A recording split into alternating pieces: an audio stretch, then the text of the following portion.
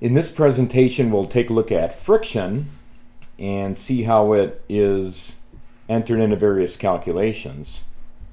So to begin with, we have the most fundamental relationship, which is between friction and the normal force. So F is friction force and is normal force. And what we discover is that there's a direct relation between the two. As the normal force increases, the friction increases in direct proportion. The coefficient of friction is simply the slope of the line, or friction over normal. So let's consider a block on a surface. Over on the left here we have the weight and the subsequent normal force. Nothing else going on. In the middle situation we have the weight, the normal force, and we apply a force. When we apply a force F, then static friction resists that force. And if, in this situation at least, there's no motion, so if there's no motion, then the friction force is equal to the applied force, F. And that's got to be less than or equal to the maximum amount of static friction force we can get, which is mu s normal.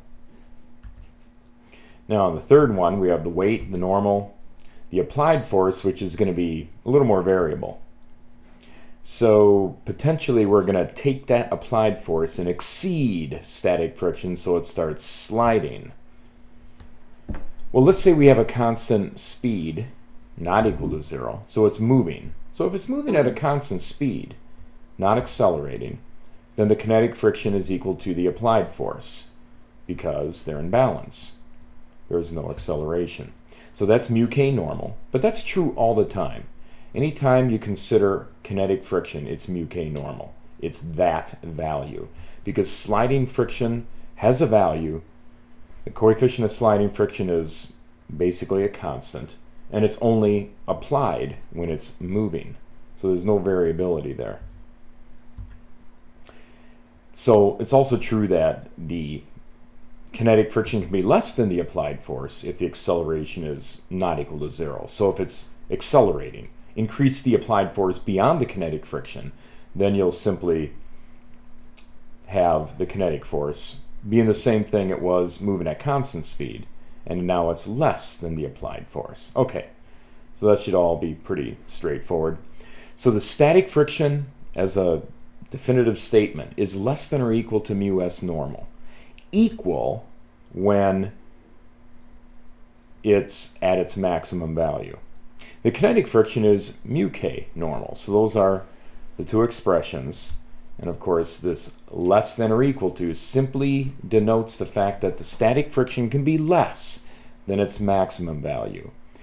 If it is at its maximum value, if you keep increasing F until you get to mu s normal, then we have a condition in which we describe the motion as impending. Motion impends. It is at that transition point between beginning to move and sitting there, motionless, held by the maximum static friction. Let's gain a little insight into the coefficient of sliding friction. We start with a block on a ramp. The weight is mg. And it's moving down the ramp in such a way that it's at a constant velocity. So you increase the angle of the ramp until the block starts sliding down, say. Moving at constant speed. So that's a special condition, right? Well, let's do a quick free body diagram. We have the x and y coordinate system chosen in such a way to be logical. So here's our block, weight acting straight down. The friction force, of course, since this thing is moving down, the friction force is the opposite way. So I have it drawn this way. With the gravitational influence acting down the ramp, W sine of theta. So that's going down the ramp, of course. Now, we also have W cosine of theta. We've just accounted for the entire weight vector, resolved it into its components, and then we have the normal. So with this, we can express the forces in the x and the y. So in the x, we have mu k normal, which is the friction force, minus W sine theta, the gravitational influence down the ramp, is 0. They're in balance because it's moving at a constant velocity. Forces in the y, we have normal minus weight cosine of theta, and that's 0. So those two expressions. Let's solve for mu k. Well, mu k we know is friction over normal. And now we recognize that the friction force, this force here, is just W sine of theta. So W sine of theta over normal. But the normal force equals W cosine of theta when we bring this over to the other side. So there we go. W sine of theta over W cosine of theta, tangent theta. So in general, we can state that the coefficient of kinetic friction is tangent of the angle at which a block will slide at a constant speed down the ramp. Isn't that awesome? Well, let's look at yet another way to find the coefficient of kinetic friction. Of course, we have kinetic friction is proportional to normal. It's equal to mu k normal, or mu k is friction over normal. Let's put a block of mass cap M, or big M, on a table, connected to a block of mass little m over a frictionless pulley. And little m is going to pull big M, and it's going to slide along this table at a constant speed. Let's do free bodies for both blocks. Big M, we have mg, we have normal, we have tension, and of course, since it's moving to the right, we have friction to the left, kinetic friction. Little m, we have mg, and we have tension. Velocity is constant, so A is 0, and the sum of F is equal to 0. So we can say that the tension equals the kinetic friction, but that's the same tension here, so that's also equal to little mg. Moreover, the normal force is equal to big mg. So putting this together, mu k is friction over normal, friction is little mg, normal is big mg. G's divide out, and we have that the coefficient of kinetic friction is the ratio of the masses in this unique and special configuration. All right, let's look at some examples. First example will be real easy, just to highlight the difference between kinetic and static friction. You got the 500 Newton crate pulled with a force of 230 newtons just to get it moving. But then 200 newtons will keep it moving. So that's related to the kinetic friction, where the 230 is related to the static friction. What are the coefficients of friction? Very simply, mu s, Fs over n, 230 over 500, 0.46. Mu k, kinetic friction over normal, which is the 200 over 500, which is 0.4. We always note that the kinetic friction is less than or equal to the static friction. In the second example, we'll use the same 500 Newton block. This time it's pulled with a force at a 30-degree angle. We'll call that force T. So this will be a little more interesting. How hard do you have to pull it to keep it moving at constant V with the given coefficient of friction? That coefficient of friction will be 0.4. And what's the normal force? Well, those things interact with each other, so it's not just exceptionally simple. So let's consider a free body diagram with the y and x coordinates as indicated. So here's our block, mg, normal, and tension. The real force is acting on it. In addition to that, a real force, kinetic friction, which is coefficient of friction times the normal, so 0.4 normal. All right, so let's break tension into its components. T cosine of theta, T sine of theta. Wiggle out T. Velocity is constant. Acceleration is 0, so sum of F is 0. And that's nice. Sum of F in the x, T cosine minus mu k normal, which is 0. And sum of F in the y, in this case, we have the normal force. In addition to that, we have T sine of theta. Bring that in.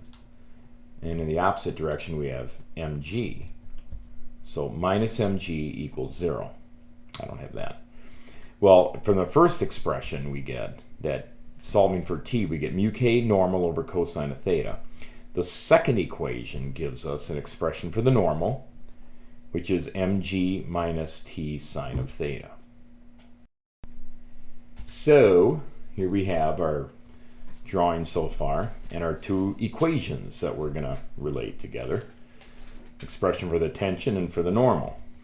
Well, therefore, the tension is mu k normal, which is mg minus t sine of theta, over cosine of theta. Well, we can multiply both sides by cosine of theta. We'll do that. So we have t cosine of theta. Of course, this mu k t sine of theta with a negative is brought to the other side to be plus t mu k sine of theta equals mu k mg. Let's factor out the t. So we just did that. And now let's solve for t. T is mu k mg over cosine of theta plus mu k sine of theta. Let's plug in what we know. Mu k is 0.4, mg is 500, cosine of 30 plus 0.4 sine of 30. Plug it in, and we get 188 newtons. Now, normal is mg minus t sine of theta, so the normal force is, of course, less than the 500 because it's diminished by the vertical component of the applied force, giving us a reduction of the 500 by 188 sine of 30, leading to 406 newtons. So there's the answer. And now, let's take this one step further. So now, let's determine the angle for the minimum tension, which will enable this block to be moved across the floor. Now, just as in the situation with the maximum range of a projectile, where you have opposing processes, you want to maximize your horizontal velocity, but also maximize the time. And those are antithetical requirements. Likewise here, you might say, well, we'd want to direct the T force all horizontal. So none of it's wasted in the vertical. You're all pulling horizontally, and that's going to be the minimum amount to get it to move. But of course, then the normal force is not diminished, so the friction force is maximum in that case. On the other hand, if you go too vertical to reduce the normal force, then there's not very much left of T in the horizontal direction. A vertical T does not do anything to get it to move horizontally. So you can see the problem here. Well, no problem. Let's just solve it. So we want to minimize T in this expression. This is the expression for T that we just solved for. To minimize that, what we need to do, of course, is maximize the denominator. So let's maximize this. All right. So how are we going to maximize that? It's two expressions here, two pieces of this equation that have theta in it. So theta is the key thing. So we're going to solve for y. We want to make this as big as possible. Y is as big as possible. It's cosine of theta plus mu k sine of theta. Well, let's take the way in which y changes with respect to theta, dy d theta, the derivative of y with respect to theta. All right, so minus sine theta plus mu k cosine of theta. There we go. Now, of course, we set that equal to 0. That'll be an inflection point, and that should reveal to us the angle at which this derivative equates to 0. So mu k cosine of theta is equal to sine of theta. We're left with at this point. So mu k is equal to sine of theta over cosine of theta. That's where it happens. Well, that's nice because that's tangent of theta. So theta equals the inverse tangent of mu k. Isn't that a beautiful little expression? We could stop now, but let's go ahead and stick it in because you probably were thinking it was 45 degrees, but instead its inverse tangent of 0.4. It's, of course, dependent on the coefficient of friction, in this case 21.8 degrees. Finally, let's take a look at what's called rolling friction or tractive resistance. Definition, similar to static and kinetic friction. In this case, the coefficient of rolling friction is friction over normal. Rolling friction over normal. Now, these values are small, ranging from 1,000th to about 3/100ths for a coefficient. Those are much smaller than we're used to in normal applications of static and kinetic friction. All right, well, fluid friction. We have basically two considerations and combinations of the two as well. It can get real complicated with fluid. Low speeds, generally the friction is proportional to the speed, and at high speeds, where you have turbulence, it's often proportional to v squared. One way to kind of get a handle on this is consider that work has the dimensions of force times distance. Think of this distance being a given amount. And that's equal to delta K, change in kinetic energy, which is change in 1/2 mv squared. So we see that the force is related to the velocity squared.